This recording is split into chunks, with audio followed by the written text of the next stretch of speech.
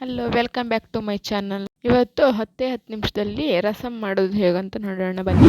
ಅದಕ್ಕೂ ಮುಂಚೆ ಯಾರೆಲ್ಲ ನನ್ನ ಚಾನಲ್ನ ಸಬ್ಸ್ಕ್ರೈಬ್ ಮಾಡ್ಕೊಳ್ಳಿಲ್ಲ ಸಬ್ಸ್ಕ್ರೈಬ್ ಮಾಡ್ಕೊಳ್ಳಿ ಬೇಗ. ಈಗ ಒಂದು ಪಾತ್ರೆ ತಗೊಳ್ಳಿ, ಅದಕ್ಕೆ ನಾ ಎಣ್ಣೆ ಬದಲು ತುಪ್ಪ ಹಾಕ್ಕೊಂಡಿದ್ದೀನಿ. ತುಪ್ಪ, ಸಾಸಿವೆ, ಜೀರಿಗೆ, ಬೆಳ್ಳುಳ್ಳಿ ಹಾಗೆ ಈರುಳ್ಳಿ ಹಾಕ್ಕೊಂಡು ಫುಲ್ ಫ್ರೈ ಮಾಡ್ಕೊಳ್ಳಿ. ಈರುಳ್ಳಿ ಕಂದು ಬಣ್ಣ ಬರೋವರೆಗೂ. ನಂತರ ಅದಕ್ಕೆ ಕರಿಬೇವು ಹಾಕಿ ಅದು ಒಂದು ಸ್ವಲ್ಪ ಫ್ರೈ ಮಾಡಿಕೊಂಡು ಅದಕ್ಕೆ ಒಂದು 5ರಿಂದ 6 ಹಸಿಮೆಣಸು ಹಾಕ್ಕೊಂಡು ಸ್ವಲ್ಪ ಫ್ರೈ ಮಾಡ್ಕೊಳ್ಳಿ.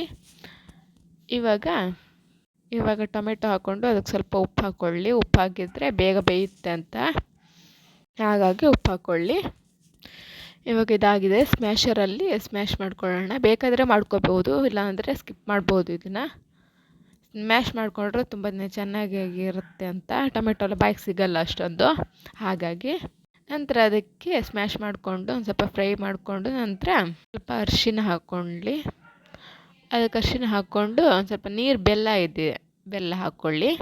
ಬೆಲ್ಲ ಹಾಕಿದರೆ ಒಂದು ಸ್ವಲ್ಪ ಟೇಸ್ಟ್ ಜಾಸ್ತಿ ಬರುತ್ತೆ ಅಂತ. ನಂತರ ಅದಕ್ಕೆ ರಸಮ್ ಪುಡಿ ಹಾಕ್ಕೊಳ್ಳಿ.